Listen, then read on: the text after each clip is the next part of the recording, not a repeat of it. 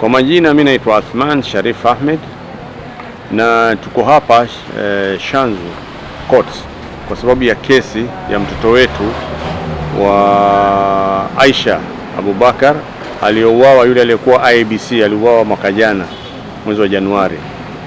Hii kesi imeendelea na kama kesi ilikuwa inaendelea, kuna watu wawili ambao walikuwa wameshikwa wakahukumiwa na kesi yao inaendelea, karibu itakwisha na tunatarajia watafungwa. Wale ndio walitimiza mauaji yenyewe.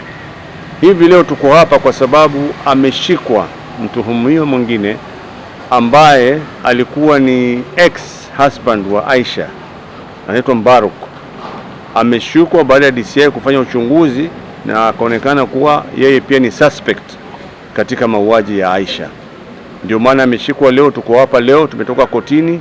Tunafurahia sana kazi ya DCI, maanake DCI wamefanya kazi usiku na mchana bila kupumzika wakitafuta suluhisho hili. Huyu leo judge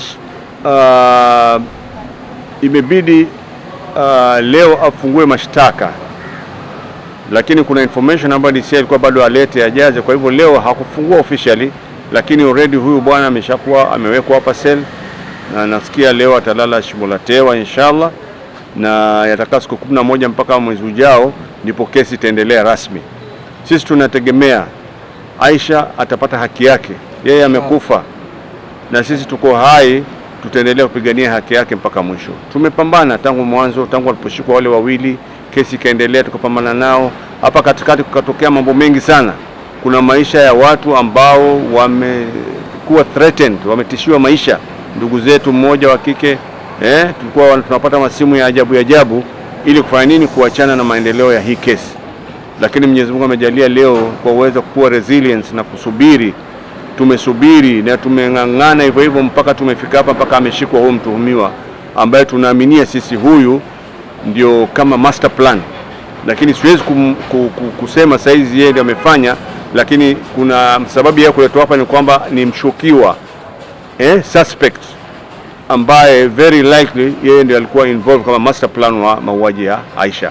Sisi tunawaachia amri kwa koti, tuna imani na koti kama tulivyokuwa na imani na DCI, na wataendelea na uchunguzi wao, na inshallah maamuzi ambayo tutatoka kwenye koti tunaomba yawe maamuzi ya haki. Aisha apate haki yake, na dhulma yoyote iliyotoka kwa mtu yoyote ambaye ni dhalim katika mambo haya, Mwenyezi Mungu atamjalie alipo na dhulma yake. Amen. Wafungwe kama ni kufungwa milele maisha.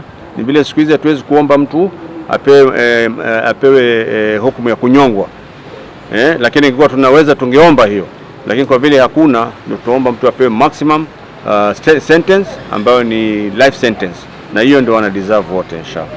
Basi tunawashukuru nyote inshallah, na tutaendelea kuwapa updates ya kesi hii na kuendelea.